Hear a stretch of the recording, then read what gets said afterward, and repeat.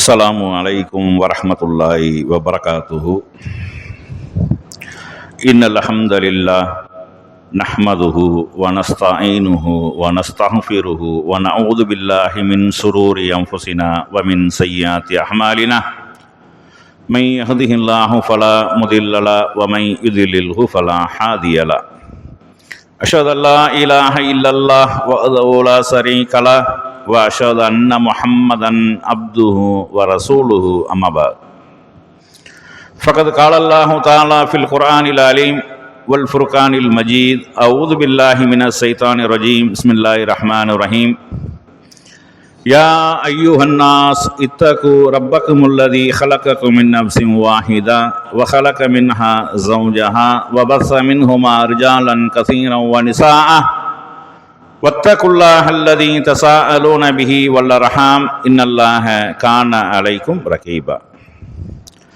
யா அய்யுஹல்லதீன ஆமனு தகுல்லாஹ வ கூலு கௌலன் சதீதா யுஸ்லிஹு லக்கும் அமாலக்கும் வ யக்ஃபிர் லக்கும் துனூபக்கும் வ மை யுதிஹில்லாஹ வ ரசூலஹு ஃபகத் ஃபாஸ ஃபௌஸன் அலீமா. யா அய்யுஹல்லதீன ஆமனு தகுல்லாஹ ஹக்க துகாதிஹி வ லா தமூதுன்ன இல்லா வ அன்தும் முஸ்லிமூன். கால நபியுனா ஸல்லல்லாஹு அலைஹி வஸல்லம் இன்னா அஸ்தகல் ஹதீஸி கிதாபுல்லாஹ் வ அஹ்ஸனுல் ஹதீ முஹம்மதின் ஸல்லல்லாஹு அலைஹி வஸல்லம். ஷர்ரல் உமூரி முஹ்தஸாத்துஹா வ குல்ல முஹ்தஸத்தின் பித்ஆ வ குல்ல பித்அத்தின் லலாலா வ குல்ல லலாலத்தின் ஃபின்னார். எல்லாம் அல்ல அல்லாஹ் சுப்ஹானஹு வ தஆலாவின் நல்லடியார்களே, அல்லாஹுவின் மாபெரும் கருணையினால் புனித ஜும்மா தொழுகைக்காக இங்கே நாம் ஒன்று கூடியிருக்கின்றோம். அந்த வல்ல நாயனின் சாந்தியும் சமாதானமும் நம் உயிரினும் மேலான நபிகள் பெருமானார் ஸல்லல்லாஹு அலைஹி வஸல்லம் அவர்கள் மீதும், அன்னாரை பின்பற்றி வாழ்ந்த சத்திய சஹாபாக்கள், தாபிஈன்கள், தபோ தாபிஈன்கள், இந்த ஏகத்துவ கொள்கையை உலகமெங்கும் எடுத்துச் சொல்லிய நல்ல அறிஞர்கள் அனைவர் மீதும், குறிப்பாக இங்கே அமர்ந்திருக்கக்கூடிய நம் அனைவர் மீதும் என்றென்றும் நின்று நிலவட்டுமாக என்று பிரார்த்தித்தவனாக, அருசின் நிழலை பெற்றுத்தரும் அழகிய கடன்கள் என்ற தலைப்பில் ஒரு சில முக்கியமான செய்திகளையும் சமுதாயத்தை கைதூக்கிவிட வேண்டும் என்ற நோக்கத்திலையும் இந்த தலைப்பு இங்கே தேர்ந்தெடுக்கப்பட்டுள்ளது.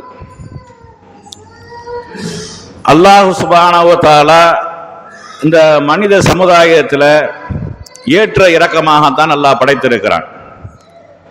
எல்லோரையும் ஒரே மாதிரியாக சம அந்தஸ்து உடையவர்களாக சம பலம் உடையவர்களாக அல்லாஹ் படைக்கவில்லை. எல்லா விஷயத்திலையுமே உடல் ரீதியாக பலமாக இருந்தாலும் பொருள் ரீதியான பலமாக இருந்தாலும் ஏற்ற இரக்கங்களோடு தான் அல்லாஹ் படைத்திருக்கிறான். ஏற்ற இரக்கங்களோடு படைத்தாதான் உலகம் சீராகவும் இயங்கும். எல்லாருமே சம அந்தஸ்தில் இருப்பார்களே ஆனால் யாருக்கும் யாரும் நீ உனக்கு நான் அடிமையா, எனக்கு நீ அடிமையா என்ற அந்த மனப்போக்கின் காரணமாகவே மனிதர்கள் அழிந்து விடுவார்கள். எல்லாத்துக்கும் 1000 கோடி ரூபாயை கையில கொடுத்தாச்சு, பணத்தையே சாப்பிட முடியும்? விவசாயம் பண்ணணுமா இல்லையா? நெல்லை விளைவிக்கணுமா இல்லையா? மற்ற தானியங்களை விளைவிக்கணுமா இல்லையா? இதெல்லாம் யாரு செய்யறது? நம்ம நீ வா வேலைக்குன்னு கூட்டமாக்கும், போடா என்னட்டே 1000 கோடி இருக்கு அப்படின்றான். அவன் நம்மளை கூப்பிட போடா என்னட்டே 1000 கோடி. இப்படிதான் இருந்தது. அந்த ஈகோவிலே மனுஷன் செத்து போயிடுவான். அப்ப ஏற்ற இரக்கங்களோடு இருக்கக்கூடிய நேரத்தில் தான் இல்லாதவர்களாக இருக்கக்கூடியவர்கள் வேலைக்கும் வருவார்கள். வேலைக்கு வரக்கூடியவர்களுக்கு இருக்கிறவர்கள் கூலியும் கொடுப்பார்கள். அப்பதான் எல்லா வாழ்க்கையுமே சீராகும். இது ஒரு காலச்சக்கரம் மாதிரி தான். இது மனிதனுடைய ஏற்ற தாழ்வு என்பது ஒரு காலச்சக்கரம் மாதிரி. கீழே இருக்கிறவன் மேல போவான், மேல இருக்கிறவன் கீழே வருவான், மாறி மாறி நடக்கும். ஆனா எல்லாரும் எல்லா நேரங்களிலும் சம அந்தஸ்துல இருக்க மாட்டாங்க, சம பணபலத்தோடு இருக்க முடியாது, இருக்க மாட்டார்கள். அதனாலதான் மார்க்கத்தினுடைய சட்ட திட்டங்களாக கடமைகளாக ஜகாத் போன்ற கடமையை மார்க்கம் நமக்கு என்ன செஞ்சிருக்கு? அறிமுகப்படுத்தி இருக்கிறது. அப்ப இதெல்லாம் நம்ம விளங்கி பார்க்கக்கூடிய நேரத்தில் மனிதர்களில் தாழ்ந்த நிலையில் இருக்கக்கூடியவர்களும் இருக்கிறார்கள், அதாவது உயர்ந்த நிலையில் இருக்கக்கூடியவர்களும் இருக்கிறார்கள். அப்ப உயர்ந்த நிலையில் இருக்கக்கூடியவர்கள், தாழ்ந்த நிலையில் இருக்கக்கூடிய பொருளாதார ரீதியாக கஷ்டப்படக்கூடியவர்கள், வறுமையில் இருக்கக்கூடியவர்கள், சிரமப்படக்கூடியவர்கள், இவர்களையும் உற்று நோக்க வேண்டும், கண் கொண்டு பார்க்க வேண்டும் என்று மார்க்கம் நமக்கு சொல்கிறது. அவருடைய எல்லா நிலையும் ஆய்வு செய்ய வேண்டும். சும்மா பள்ளிவாசலுக்கு வந்தோம் தொழுதோம் போனோம் அப்படி இருக்கக்கூடாது. பள்ளிவாசலுக்கு தொழுகைக்கு வருவது என்பதே சமுதாய ஒரு ஒருங்கிணைப்பு ஏற்பட வேண்டும் என்பதற்காகத்தான். சமுதாயத்தில் இருக்கக்கூடிய மக்களிடத்தில் ஏற்படக்கூடிய அந்த பிரச்சனைகள், கஷ்ட நஷ்டங்கள், துன்பங்கள், துயரங்கள், நோய்கள் எல்லாத்தையும் கண்டறிந்து உதவி செய்து உபகாரம் செய்யக்கூடிய வகையில தான் இந்த தொழுகை போன்ற வணக்கங்களுமே கட்டமைக்கப்பட்டிருக்கிறது. கூட்டு தொழுகை. நபி ஸல்லல்லாஹு அலைஹி வஸல்லம் அவர்கள் பள்ளிவாசலுக்கு யாராவது ஒரு நாள் 2 நாள் வரவில்லை என்றால் அவர்கள் குறிப்பிட்டு கேட்பார்கள், இந்த தோழரை காணமே, இவருக்கு என்ன ஆச்சு? அப்ப போய் பார்த்துட்டு வருவாங்க. அவர் நோயில இருக்கிறாரு, நோய் விசாரிக்க போவாங்க. சிரமத்தில் இருக்கிறாரு, அதற்கு உண்டான ஏற்பாடுகளை செய்வார்கள். இப்படி எல்லா வகையிலையுமே சமுதாய கட்டமைப்பு என்பது சமுதாயத்தில் இருக்கக்கூடிய மக்களை நலம் காப்பது, அவர்களை இது மேம்படுத்துவதற்காக உதவி செய்வது. இது போன்றதான் வணக்க வழிபாடுகளை அல்லாஹ் அமைச்சிருக்கிறான். அதுபோக சக்காத் என்று சொல்லக்கூடிய ஒரு கடமையை நமக்கு ஏன் அல்லாஹ் நியமித்திருக்கிறான்? எத்தனையோ தொழுகை, நோன்பு இதுவே போதும் தானே, நம்ம பணத்தை வச்சு நம்ம வாட்டுக்கு செலவழித்து போயிடலாம் அப்படி என்று இல்லாமல் அதிலேயே ஏழைகளை முன்னோக்க வேண்டும், கஷ்டப்படக்கூடியவர்களுக்கு என்ன செய்யணும், உதவி செய்ய வேண்டும், சிரமப்படக்கூடியவர்களுக்கு உதவி செய்ய வேண்டும், கடனாளிகளை கண்டுகொள்ள வேண்டும் என்பதற்காகத்தான் இந்த ஜக்காத் என்ற ஒரு கடமையை கொண்டு வரப்பட்டது. ஜக்காத் பணக்காரனுக்கு கொடுக்கிறது இல்ல, ஏழையாக இருக்கக்கூடியவர்கள், பரம ஏழையாக இருக்கக்கூடியவர்கள், கடன் படக்கூடியவர்கள், அதற்காக ஜக்காத் வசூலிப்பதற்காக உழைக்கக்கூடியவர்கள், இஸ்லாத்தின் மீது காதல் கொண்டு இஸ்லாத்தை ஏற்றுக்கொண்டவர்கள், இஸ்லாத்தின் மீது ஈர்ப்போடு இருக்கக்கூடியவர்கள், இப்படியானவர்கள், வழிபோக்கர்கள், திக்கற்றவர்கள், இவர்களை எல்லாம் சேர்த்து உள்ளடக்கியதாகத்தான் இந்த ஜக்காத் என்ற ஒரு வணக்கத்தை கூட அல்லாஹ் நமக்கு கடமையாக்கி இருக்கிறான். அப்ப இப்படி இருக்கக்கூடிய சூழ்நிலையில நாம நம்ம சமுதாயத்தில் இருக்கக்கூடிய அடித்தட்டு மக்களை நாம் கண்டுகொள்கிறோமா? அவர்களை பார்க்கிறோமா? அவர்களை கைதூக்கி விடுவதற்கு நாம் உதவி செய்கிறோமா? அதற்கு உண்டான முயற்சிகளில் நம்ம ஈடுபட்டிருக்கிறோமா என்றால் ரொம்ப ரொம்ப ரொம்ப கம்மி. விரல் விட்டு எண்ணக்கூடிய ஒரு சிலர் அந்த மாதிரி இருப்பார்களே ஒழிய, ஆனா சமுதாயத்தில் இருக்கக்கூடிய பணக்காரர்கள் பெரும்பாலானர் மக்களுக்கு உதவி செய்யக்கூடியவர்களாக இல்லை, மக்களை கண்டுகொள்ளக்கூடியவர்களாக இல்லை. அவனுடைய குடும்பத்திலேயே பெரியத்தை சிரமப்படுவார், சின்னத்தை கஷ்டப்படுவார், உம்மம்மா மாத்திரை வாங்குறதுக்கு வழி இல்லாம இருக்கு, ஆனா உதவி செய்ய மாட்டாங்க. பேங்க் நிறைய பேலன்ஸ் இருக்கு, சோப்பு நிறைய பணம் இருக்கு, சொத்து பத்துக்கள் நிறைய இருக்கு, இந்த உதவி செய்யக்கூடிய மனப்பான்மை இல்லாமல் போய்விடுகிறது.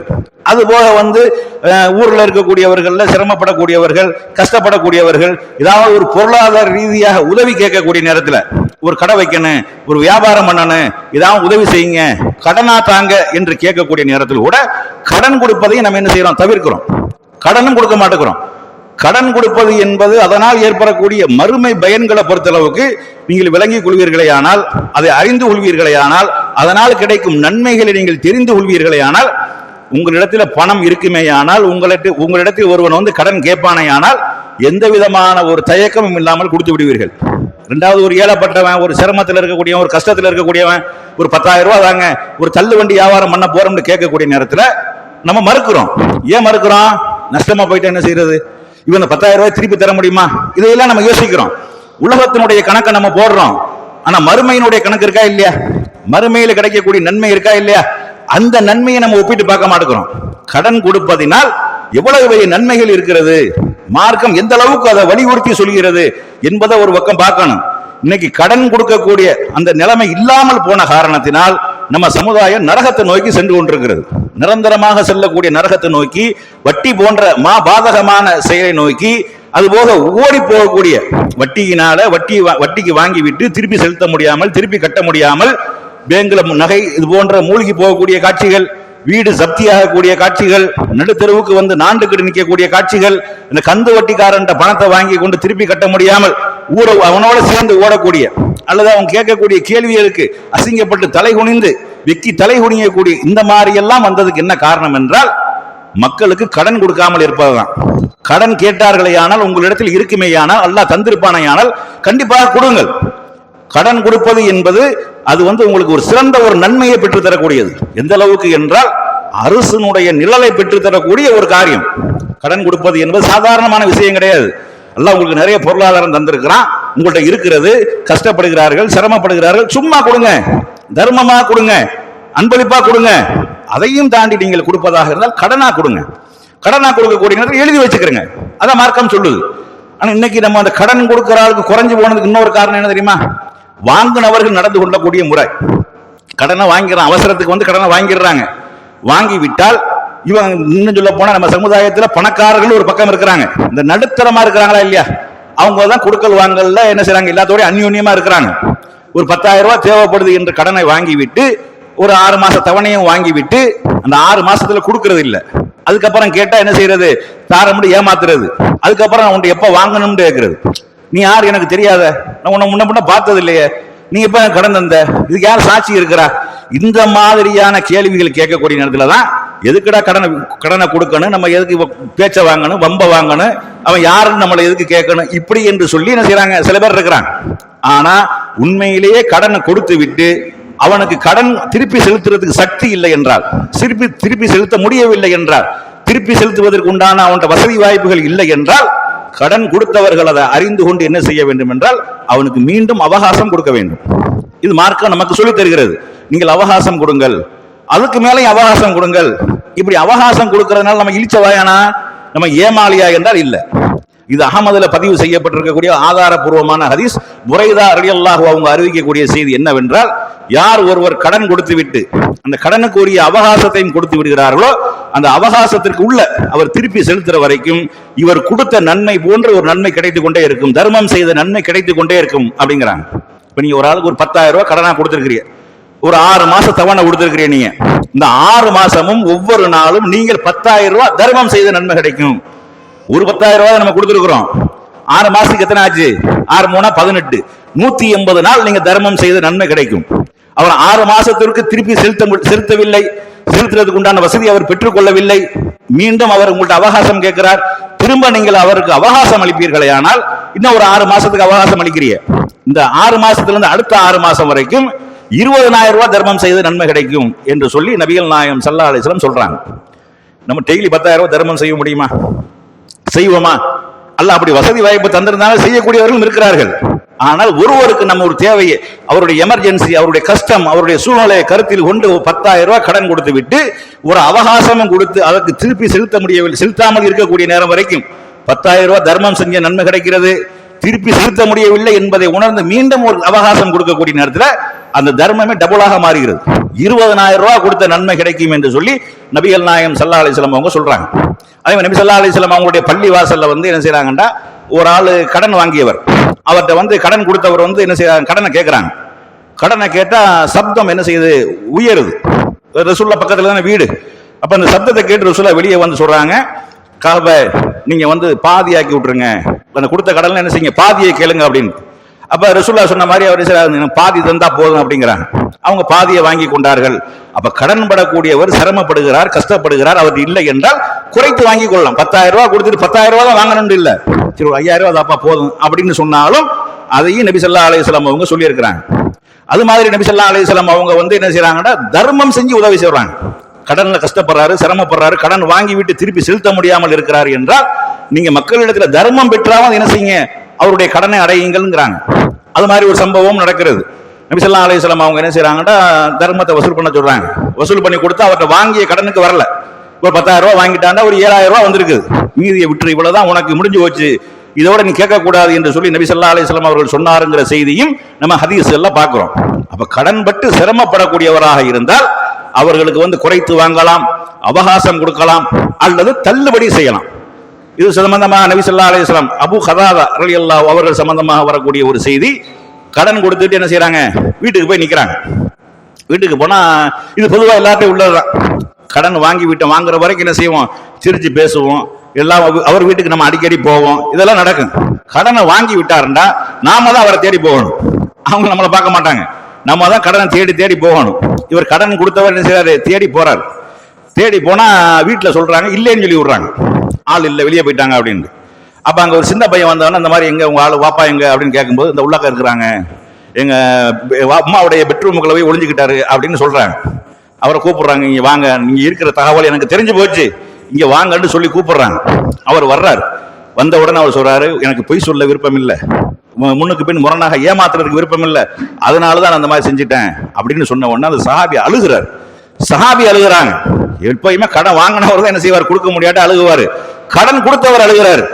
அப்ப அழுத உடனே சொல்றாங்க, அதே மாதிரி சொல்றாங்க, ரசூல் ஸல்லல்லாஹு அலைஹி வஸல்லம் அவர்கள் சொல்லி இருக்கிறார்கள், யார் கடனை திருப்பி செலுத்துவதற்கு வசதி இல்லாமல் இருக்கிறார்களோ அவர்களுக்கு என்ன செய்யுங்க, அவகாசம் கொடுங்கள் அல்லது தள்ளுபடி செய்யுங்கள். இப்படி யார் செய்கிறார்களோ அவர்களுக்கு அரசுக்கு கீழே நிழல் கிடைக்கும் என்று நபி ஸல்லல்லாஹு அலைஹி வஸல்லம் அவர்கள் சொன்னாருங்கிற செய்தி அகமதுலையும் பதிவு செய்யப்பட்டிருக்கிறது. இதே கருத்துப்பட்ட செய்தி முஸ்லிம்லையும் பதிவு செய்யப்பட்டிருக்கிறது. அப்படிங்கிற ஒரு செய்தியை நம்ம பார்க்கிறோம்.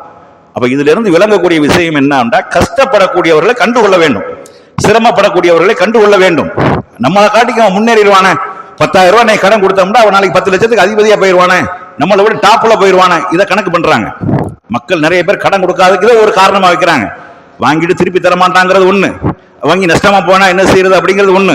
நம்மளை காட்டிக்கு மேல வந்துருவானே, நம்மளை காட்டிக்கு முன்னேறிடுவானே, இந்த ஒரு எண்ணம் நம்ம சமுதாயத்தில் அதிகமா இருக்குது. உன்னுடைய சகோதரன் முன்னுக்கு வருவது உனக்கு சந்தோஷமா இருக்கணுமா இல்லையா?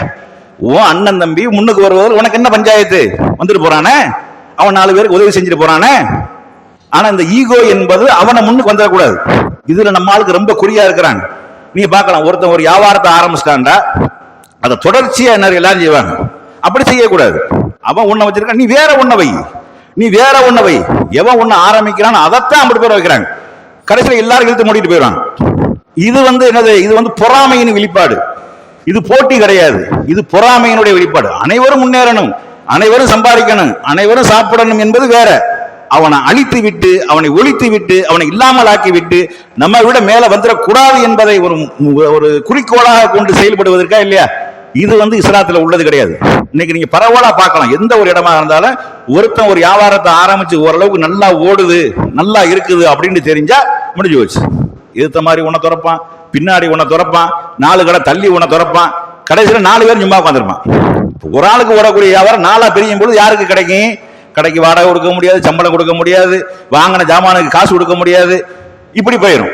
லேபருக்கு கூலி கொடுக்க முடியாது, ஒரு மாசம் வச்சு பார்ப்பான், இருக்கிற காசெல்லாம் போயிடும், கடைசியில் மூடிட்டு போயிடுவான். 4 பேர் மூடிட்டு போயிடுவாங்க. அல்லது ஆரம்பத்தில் வச்சிருந்தவன் அவனுடைய கஸ்டமர்கள் இருக்குமே, ஆனால் அவனை வச்சு ரன்னிங் பண்ணுவான். இப்படி நம்ம பார்க்கிறோமா இல்லையா? ஒண்ணு அவன் முன்னேறி விடக்கூடாது, அவன் முன்னேற்றம் அடைந்து விட்டு நமக்கு மேல வந்துடக்கூடாது என்பதற்காக கடன் கொடுக்காமல் இருப்பது, அல்லது அவனை அழிப்பதற்கு என்னவெல்லாம் செய்யணுமோ அந்த காரியங்களை செய்வது. ஆனா நீங்க அந்த நாடார் சமுதாயத்தை நீங்க பார்த்தீர்களே, ஆனால் அவர்கள் இந்த மாதிரியான ஒரு போராமையே கிடையாது. அனைவரும் அந்த சமுதாயத்தில் இருக்கக்கூடிய அனைவரும் முன்னுக்கு வர வேண்டும் என்பதற்காக அனைவருமே பாடுபடுவாங்க. நீங்க ஒரு தொழில் பண்ண போகணும் அப்படின்னு அந்த சங்கத்தில் ஒரு லெட்டர் கொடுத்து விட்டீர்களே, ஆனால் எல்லா ஜாமான் அவங்க கொண்டு வந்து இறக்கிடுவாங்க. நீங்க ஒரு மளிகை கடை வைக்க போறோம்னா மளிகை ஜாமான் அம்புட்டு சேர்ந்துடும். சூப்பர் மார்க்கெட் வைக்கக்கூடிய அளவுக்கு ஜாமான் இறக்கிட்டு போயிருவாங்க. இறக்கி போட்டு போயிட்டே இருப்பாங்க அவங்க வாட்டுக்கு. அப்புறமா நீங்க சங்கத்துல வர வர கொஞ்சம் கொஞ்சமா காசு கொடுத்துட வேண்டியதுதான். அப்படி அந்த சமுதாயம் கைதூக்கப்பட்டிருக்கிறாங்க. அந்த நாடார் சமுதாயத்தில் இது ஒரு சிறந்த ஒரு பண்பாக இருக்கிறது. ஆனா சிறந்த பண்பை போதிக்கக்கூடிய நம்ம இடத்துல அது இல்லை. சிறந்த ஒரு பண்பை போதிக்கக்கூடிய, மறுமையை இலக்காக கொண்டு வாழக்கூடிய, மறுமையில வெற்றி அடைய வேண்டும், அதிகமான நன்மைகளை பெற வேண்டும் என்ற எண்ணத்தோடு வாழக்கூடிய நம்ம இடத்தில் இந்த பண்பு இல்லை.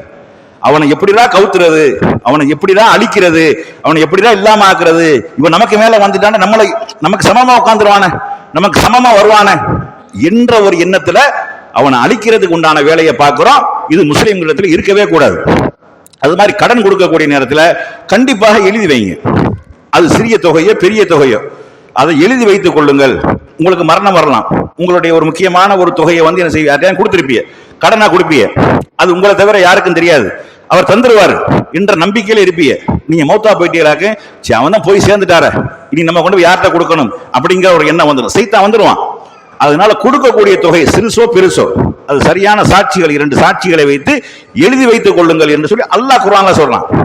கேட்பாங்க, நம்பிக்கை இல்லையா மேல?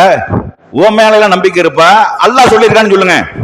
கடன் கொடுத்தா எழுதி கொள்ளுங்கன்னு அல்லாஹ் சொல்லியிருக்கிறான். குர்ஆன்ல இருக்கக்கூடிய பெரிய ஒரு அத்தியாயமா அதுதான். கடன் சம்பந்தமாக, கொடுக்கல் வாங்கல் சம்பந்தமாக நீதியாக 2 பேரை சாட்சியாக வைத்து எழுதி கொள்ளுங்கள், சாட்சியாக்கி கொள்ளுங்கள் என்று வரக்கூடிய வசனம் தான் குர்ஆன்ல இருக்கக்கூடிய பெரிய வசனமே. அதுல அல்லாஹ் சொல்றது கடன் கொடுத்தா எழுதி கொள்ளுங்க, எழுதி கொள்ளுங்க, எழுத்துமானம் ஆக்கிடணும். எத்தனையோ பேர் அந்த மாதிரி எழுத்துமானமா ஆக்காமல் ஏமாற்றப்பட்டவர்கள் எத்தனையோ பேர் இருக்கிறாங்க. அடமானமாக பத்திரத்தை கொண்டு போய் கொடுப்பாங்க, வச்சுக்கிறேங்க, அல்லது சும்மா அமானிதமாக கொண்டு போய் கொடுப்பாங்க. கடைசியில் மௌத்தா போயிடுவாரு. பத்திரம் ஏன் பத்திரம் 10 லட்ச ரூபாய் வாங்கிட்டு மௌத்தா போயிட்டாரு, பத்திரம் எனக்கு சொந்தம், சும்மா கொடுத்திருப்பாரு. பத்திரமா வீடு சரியில்லாம இருக்குது, கூரை வீடா இருக்குது, இழித்தொல்ல அதிகமா இருக்குது, கடிச்சு அந்த காலத்துல கடிச்சு கொதறிறேன், உங்க வீடு கொஞ்சம் கல்லு வீடா இருக்குது, இதை பத்திரமா வச்சுக்கிறங்க அப்படிம்பாரு. அவருக்கு எங்கேயாவது தோட்டம் தரவு இருந்திருக்கு. கடைசியில் மௌத்தா போயிடுவாரு. மௌத்தா போனா என்ன செய்யறது? அப்புறம் கடைசியில தெரிஞ்சு இவர்கிட்ட இருக்குண்டா, இல்ல உங்க வாப்பா என்ற ஒரு 20,000 ரூபாய் கடன் வாங்கியிருந்தாரு, அதை திருப்பி தரல, அதுக்காக அந்த பத்திரத்தை தந்தாருன்னு கதையை கட்டி விட்டுருவாங்க. அப்ப கொடுக்கறது அமானிதமாக கொடுப்பதாக இருந்தாலும் கடனாக கொடுப்பதாக இருந்தாலும் 4 பேரை சாட்சி வச்சு கொடுங்க. 2 பேரை குறைஞ்சது 2 பேரை சாட்சியாக்கி கொடுங்கள். ஒரு ஆண் மட்டும் இருந்தா 2 பெண்ணை சாட்சியாக்குன்னு நல்லா சொல்றான், விடாது என்று சொல்றான். அப்ப இந்த மாதிரியான ஒரு கடன் விஷயங்கள்ல இப்படி நம்ம நடக்கணும். அது போக இன்னைக்கு மருத்துவத்திற்காக நம்ம சமுதாயத்தில் அதிகமான மக்கள் சிரமப்படுறாங்க, அதிகமான மக்கள் கஷ்டப்படுறாங்க. அதை என்ன செய்யணும், ஊருக்கு ஊர் பைத்துல் மால் என்று உருவாக்கி ஏழை எளியவர்களுக்கு உதவி செய்யக்கூடியதற்காக வசதி உள்ளவர்கள் தனவந்தர்கள் என்ன செய்யணும்னா பொருளாதாரத்தை போடணும். போட்டு என்ன செய்யணும், பேங்க்ல கிடக்கிறதுக்கு நம்மள்ட்ட இருந்துட்டு போகுது, எழுதி வாங்கிக்கிறீங்க நீங்க. நான் இந்த மாதிரி இந்த பைத்துல் மாலுங்கிற பேர்ல இருக்கு செயல்படக்கூடிய இந்த இதுக்கு நான் 20,000 ரூபாய் கடனாக கொடுத்துருக்கிறேன் அப்படின்னு இருக்கப்பட்டவங்க கொடுங்க. ஒரு 50 பேர் சேர்ந்தா என்னாச்சு, தனியா ஒரு வந்துடும். இந்த 1000, 2000க்கு வட்டிக்கு போகக்கூடியவங்க அதிகமா இருக்கிறாங்க. ஒரு பிள்ளைக்கு பால் பாட்டல் வாங்க முடியல, பால் மருந்து வாங்க முடியல, பொண்டாட்டிக்கு ஒரு அவசரத்துக்கு ஆஸ்பத்திரி காட்ட முடியல, பக்கத்து வீட்டுல கடன் கேட்டா கடன் கொடுக்க மாட்டேங்கிறான். காசு இருக்குது, பணம் இருக்குது, இல்லைன்னு சொல்றான்.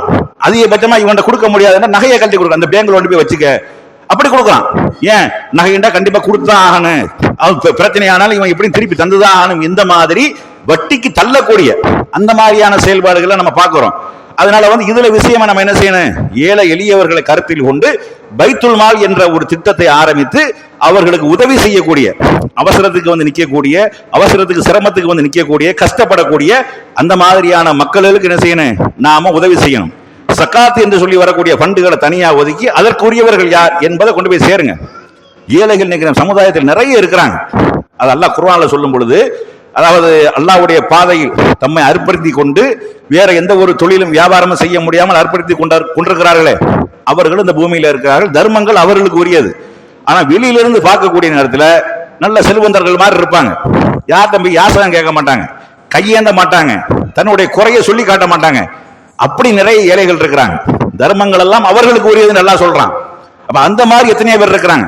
யார்ட்டையும் போய் கையேந்திரக்கூடாது, யார்ட்டையும் போய் கேட்டக்கூடாது என்று சொல்லி தன்மானத்தை அடக்கி கொண்டு ஒரு நாளைக்கு ஒரு வேளை சாப்பாடு சாப்பிடக்கூடிய, அது மறுநாள் அது சாப்பாடை வச்சு மறுநாள் சாப்பிடக்கூடிய, கஷ்டப்படக்கூடிய, சிரமப்படக்கூடிய, இப்படி எத்தனையோ பேர் நம்ம சமுதாயத்தில் இருக்கிறாங்க. இவர்களை எல்லாம் கண்டறிந்து அவர்களுக்கு என்ன செய்யணும், இலவசமாக தர்மமாக அல்லாஹ்வுடைய பாதையில நம்ம என்ன செய்யணும், தாராளமாக கொடுக்கணும். அவசரத்துக்கு வரக்கூடியவர்களுக்கு எழுதி வாங்கி கொண்டு கடனா கொடுங்க, அடமானத்தை பெற்றுக்கொண்டு கடனா கொடுங்க. நபி ஸல்லல்லாஹு அலைஹி வஸல்லம் அவர்கள் கூட தன்னுடைய இறுதி காலத்துல போர்க்கவசத்தை ஒரு யூதனிடத்தில் அடமானம் வைத்து விட்டு என்ன செஞ்சாங்க, திருப்பாமல் மரணித்தார்கள். அடமானம் என்பது பெற்றுக்கொள்ள வேண்டும். அப்ப அந்த மாதிரி எல்லாம் என்ன செய்யணும், சமுதாயத்திற்காக பாடுபடணும், மக்களுடைய எல்லா சிரமத்தையும் போக்கணும். ஒருத்தனுக்கு ஒரு வியாபாரம் செய்ய தெரியும், ஆனா அவன் பொருளாதாரம் இல்ல, கொடுத்து வியாபாரத்தை வச்சு விடுங்க, முன்னேறட்டும். அவன் சமுதாயத்துக்கு நல்லது செய்வான், அவன் தனியா உட்கார்ந்து உணர்வான். நம்ம இந்த சமுதாயம் தான் நம்மளை கைதூக்கி விட்டது, இந்த சமுதாயத்துக்கு நம்ம செய்யணும். அப்படித்தான் அந்த நாடார்களுடைய ஜெனரேஷன் வார்க்கப்பட்டிருக்கிறார்கள். அவர்கள் அப்படி வார்க்கப்பட்டதனாலதான் அவர்கள் உதவுவதற்கு தாராளமாக முன் வருகிறார்கள். நம்மளை தூக்கி விட்டு நம்ம சமுதாயம் இன்னைக்கு நம்ம சமுதாயத்தில் ஒருத்தன் சிரமப்படுறான், கஷ்டப்படுறான், வியாபாரம் பண்ணணும் ஆசைப்படுறான், அவனுக்கு நம்முடைய பொருளை கொண்டு போய் கொடுப்போம் என்று சொல்லி அவர்கள் களத்துக்கு வர்றது காரணம் என்ன, சமுதாயத்தின் மூலமாக பயனடைந்தவர்கள் சமுதாயத்திற்காக பாடுபடுவார்கள், சமுதாயத்தினுடைய கஷ்டங்களை போக்குவதற்கு குரல் கொடுப்பார்கள், அதற்காக முயற்சி செய்வார்கள். அதையெல்லாம் நம்ம என்ன செய்யணும், கவனத்தில் கொள்ள வேண்டும். இந்த கடன் கொடுக்கிறது என்பது சாதாரணமா இல்லை. அதே மாதிரி கடன் வாங்கியவர் எப்படி இருக்கணும், ரெண்டாவது கடன் வாங்கலாமா இப்படியும் பார்க்கணும். கடன் வாங்குறதை இயன்ற அளவுக்கு தவிர்த்து கொள்ளணும். கடன் கேட்பது அவசரத்துக்கு, தேவைக்கு, ஏதாவது ஒரு பொருளாதாரம், வியாபாரம் அந்த மாதிரியாக இருந்தால்தான் கடன் வாங்கணுமே ஒழிய இல்லைன்னா ஆடம்பரத்துக்கு வாங்கக்கூடாது. இன்னைக்கு நீங்க பார்த்தீர்களே, ஆனால் கடன் வாங்குவது என்பது ஆடம்பரமா போயிடுச்சு. வசதி படைச்சவன் கடன் வாங்குறான், ஒரு வீடு மே வீடு ஆக்குறது கடன் வாங்குறான், 5 லட்ச ரூபாய் கார 20 லட்ச ரூபாய் கார மாத்திரத்துக்கு கடன் வாங்குறான். இதெல்லாம் ஆடம்பரம். இந்த மாதிரி ஆடம்பரத்துக்காக நீங்கள் கடன் வாங்குவீர்களே, ஆனால் இதையும் நபி ஸல்லல்லாஹு அலைஹி வஸல்லம் அவர்கள் எச்சரிக்கை செய்யறாங்க. கடன் என்பது, கடனை விட்டு ரசூலுல்லாஹ் அதிகமா பாதுகாப்பு தேடி இருக்காங்க. கடன் வாங்கினவன் அப்படி போய் வாங்கிடக்கூடாது. இருக்கப்பட்டவன்டா நீ ஒரு 10,000 ரூபாதா, நீ ஒரு 10,000 ரூபாதா எழுதி வச்சுக்க, அப்படி போயிடக்கூடாது. தேவை ஏற்பட்டால், ஒரு முன்னேற்றத்துக்கு, ஒரு வியாபாரத்துக்கு, ஒரு சிரமத்துக்கு, ஒரு கஷ்டத்திற்கு தேவைப்பட்டால் தான் போய் கடனை கேட்கணும். சும்மா எதுக்கு எடுத்தாலும் கடன் அப்படி சில பேர் இருக்கிறாங்க, ஒரு ஹேபிட்டாவே. இன்னைக்கு நீங்க பார்க்கலாம், அந்த வட்டியில மூழ்கக்கூடியவர்கள் நீங்க பார்த்தீர்களே ஆனால், அந்த கந்து வட்டிக்காரன் மூழ்கக்கூடியவர்கள் நீங்க பார்த்தீர்களே ஆனால், ஒரு 10,000 ரூபாய் ஒரு வண்டிக்காரன் வாங்குவான். இந்த 10,000 ரூபாய் அவனுக்கு அடைக்க முடியாது. அவனுக்கு பிரச்சனை இருக்கு, செலவு இருக்கு, நஷ்டமா போயிடும், அந்த மாதிரி போகும். இன்னும் ஒருத்தன் 10,000 ரூபாய் வாங்கி இவனுக்கு கட்டுவான். அப்ப இவன் அந்த 10,000 ரூபாய் கட்டுறதுக்கு வேற ஒருத்தன் 10,000 வாங்குவான். இங்க 3 மாசத்துல பாத்தீங்கன்னாக்க 7-10,000 ரூபாய் வாங்கி வச்சிருப்பான், 70,000 ரூபாய் வாங்கியிருப்பான். இந்த 3 பேத்துக்கும் கட்டுறது, இந்த 7 பேத்துக்கு கட்டணும். கடைசியில ஒரு நாளைக்கு 700 ரூபாய் வாங்கி சம்பாதிக்க முடியுமா? சம்பாதிக்க கடைசியில் என்னது ஓடுறது. இல்லாட்டா 7 பேர் மொத்தமா வந்து என்ன செய்வான், ரவுண்ட் கட்டிடுவான், காசை தாண்டு ஒன்றும் செய்ய முடியாது. அப்ப அவன் கேட்கிற கேள்வி இருக்கா இல்லையா, அந்த கேள்வி அவனால ஏற்றுக்கொள்ள முடியாது, அவனால ஜீரணிக்க முடியாது. அவன் சொந்தக்காரன், பந்தக்காரன், எதிர்த்த வீட்டுக்காரன், அடுத்த வீட்டுக்காரன் அத்தனை பேரை முன்னாடி வச்சு கேட்பான். இப்படி நடக்குது. அதே மாதிரி கடன் கொடுத்த நம்மளுடைய சமுதாய மக்களும் என்ன செய்யறாங்க, அந்த மாதிரி கேட்கறாங்க. கடனை வாங்க மட்டும் தெரிஞ்சிச்சு, திருப்பி தரமாட்டியலோ, தர வக்கு இல்லையோ, அப்படி இல்லைன்னா என்ன செய்யுங்க, நாண்டு கட்டு நில்லு, தூக்க போட்டு தொங்கு, சர்வசாதாரணமாக இப்படியான பேச்சுகள் எல்லாம் என்ன செய்யுது, புழக்கத்தில் நம்ம சமுதாய மக்கள்கிட்ட வருது. இப்படி எல்லாம் பேசலாமா? இதெல்லாம் மார்க்கத்தில் உள்ளதா? இப்படியா நபி ஸல்லல்லாஹு அலைஹி வஸல்லம் அவர்கள் வழிகாட்டி இருக்கிறார்கள். கடன் கொடுத்தவருக்கு கேட்கிற உரிமை இருக்கிறது, கேட்கலாம், கொஞ்சம் கடுமையாக கூட கேட்கலாம். அவருடைய நிலைமை அப்படி இருக்கும். இப்ப நான் ஒரு 10,000 ரூபாய் அவசரத்துக்கு உங்களுக்கு தந்துட்டேன், எனக்கு 10,000 ரூபாய் பெரிய தேவையா இருக்கும். ஏன் முண்டாட்டியை கொண்டு போய் ஆஸ்பத்திரியில் வச்சிருப்பேன், எனக்கு 10,000 ரூபாய் தேவை இருக்கு, உன்னை நான் வந்து கேட்க முடியும். கொடுத்தவன்ட்ட கேட்கணுமா இல்லையா? அவகாசத்தை தாண்டி போய்கிட்டு இருக்குது. அப்ப என் 10,000 ரூபாய் தாண்டி நம்ம கேட்டோம்னா அப்ப கொஞ்சம் கடுமையா கேட்போம். வாங்கும் போது மட்டும் வந்தீல, இப்ப எனக்கு அவசரமா இருக்குதா அப்படிங்கும் பொழுது அப்ப என்ன செய்யுது, இப்படி அசிங்கமா பேசுவியோ, அப்படி பேசுவியோ, இப்படி பேசுவியோ கேட்கிறது. இப்படி கேட்கக்கூடாது. அவனுடைய நிலைமையை புரிந்து கொண்டு பேசணும். நபி ஸல்லல்லாஹு அலைஹி வஸல்லம் அவங்க வந்து ஒரு ஒட்டகத்தை என்ன செய்யறாங்கன்னா, ஒரு கடனாக ஒரு வாங்குறாங்க, ஒரு 3 வயசு ஒட்டகம் வைங்களேன், ஒரு குறிப்பிட்ட அவகாசம் தான். அந்த அவகாசம் முடிகிறதுக்குள்ளேயே அந்த ஒட்டகம் கடனாக கொடுத்தவரை வந்து நிக்கிறார். ரசூலுல்லாஹ்வுடைய சட்டையை பிடிச்சி எடுத்து கடுமையான வார்த்தையில பேசுறாரு. சஹாபாக்கெல்லாம் கோவப்படுறாங்க. கோவப்பட்டு என்ன செய்யறாங்க, அல்லாஹ்வுடைய தூதரை சொல்லுங்க, அவன் போட்டு தள்ளிடுறோம் அப்படிங்கிற மாதிரிலாம் என்ன செய்றாங்க, உச்ச கட்டத்துக்கு வர்றாங்க. அப்ப ரசூலுல்லாஹ் சொன்னாங்க, கடன் கொடுத்தவனுக்கு கேட்கிற உரிமை இருக்குது. கேட்கக்கூடிய நேரத்தில் முன்ன பின்ன வார்த்தைகளை சொல்லத்தான் செய்வான். அவருக்கு என்ன செய்யுங்க, அவருக்கு ஒட்டகத்தை கொடுங்க. அவகாசம் தந்ததுக்கு முன்னாடியே கேட்டு வந்திருக்கிறாரு, இருந்தாலும் அவர் ஒட்டகத்தை கொடுங்க அப்படிங்கிறாங்க. அப்ப ரசூல் ஸல்லல்லாஹு அலைஹி வஸல்லம் அந்த சஹாபாக்கள் சொல்றாங்க, அல்லாஹ்வுடைய தூதரே 3 வயசு ஒட்டகம் இல்ல, 5 வயசு ஒட்டகம் தான் இருக்குது. ஒட்டகத்துடைய வயசுக்கு தக்கன காசு கூட. அப்ப 5 வயசு ஒட்டகம் தான் இருக்குது. அப்ப ரசூல் ஸல்லல்லாஹு அலைஹி வஸல்லம் அவங்க அழகான ஒரு செய்தியை சொல்றாங்க, அவர்கிட்ட கொடுங்க. யார் கடனை வாங்கி விட்டு அழகான முறையில் திருப்பி செலுத்துகிறாரோ அது வந்து அவருக்கு சிறந்ததுங்கிறாங்க. இப்ப ஒரு அவசரத்துக்கு நம்ம 10,000 ரூபாய் வாங்கிடுறோம், வாங்கி ஒரு வியாபாரம் பண்றோம், அது பல லட்சமா பெருகுது. அந்த 10,000 ரூபாய் திருப்பி கொடுக்கும்போது வெறும் 10,000 ரூபாய் மட்டும் கொடுக்க வேண்டியதில்லை, கூட ஒரு 10,000 ரூபாய் சேர்த்து நாங்க வச்சுக்கிறீங்க, அல்ஹம்துலில்லாஹ்னு வச்சுக்கிறீங்க, தப்பு கிடையாது. அழகான முறையில கடனை திருப்பி கொடுங்கிறாங்க. வட்டி என்பது வேற, நம்மளா விரும்பி கொடுக்கிறது என்பது வேற. வட்டி அது வேற, கொடுத்த காசுக்கு கணக்கிட்டுக் கொள்வது அது வட்டி. அழகான முறையில திருப்பி கொடுப்பது என்பது நம்மளுடைய அவசரத்துக்கு, நம்மளுடைய தேவைக்கும் தந்து உதவி அந்த காரணத்தை கருத்தில் கொண்டு கூடுதலாக நம்ம எவ்வளவு வேண்டாலும் என்ன செய்யலாம். அவர் நம்மள்ட்ட வட்டி கேட்கல, வட்டி எதிர்பார்க்கல, வட்டிக்கு கொடுக்கக்கூடியவரும் அவர் இல்ல, ஆனால் நம்ம கூடுதலாக கொடுப்பது என்பது மார்க்கம் வலியுறுத்துகிறது. நபி ஸல்லல்லாஹு அலைஹி வஸல்லம் அவர்கள் வாங்கிய கடனை யார் அழகான முறையில் செலுத்துகிறார்களோ அவர்களுக்கு சிறந்த கூலி இருக்கிறதுங்கிறாங்க. அப்ப வாங்கிய கடனை நம்ம என்ன செய்யணும், அழகான முறையில செலுத்தணும்.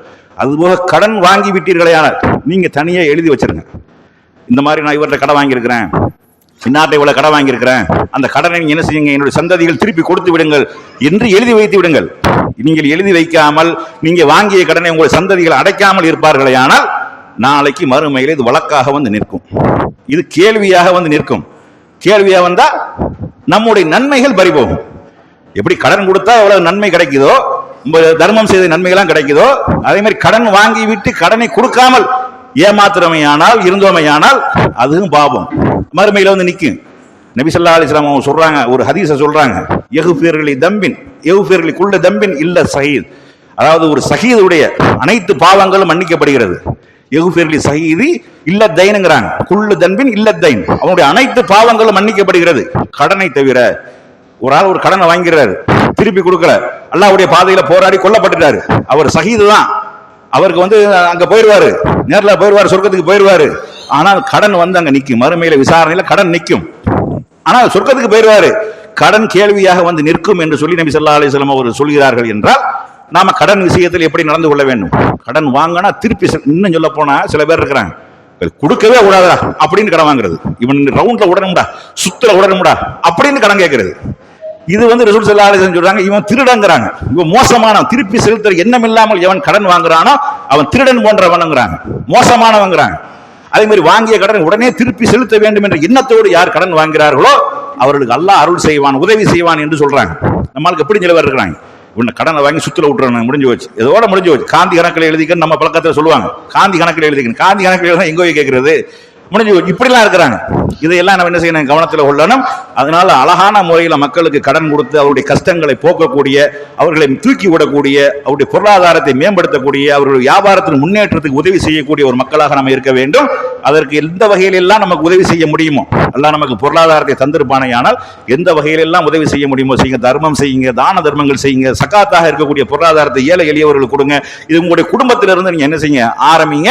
அல்லாஹ் மறுமையில மிகப்பெரிய ஒரு வெற்றியையும் அரசுக்கு கீழ் உள்ள ஒரு நிழலையும் தருவான் என்று கூறி என்னுடைய முதல் உரையை நிறைவு செய்கின்றேன். வாஹிர் தவானா அனில் அல்ஹம்துலில்லாஹி ரப்பில் ஆலமீன்.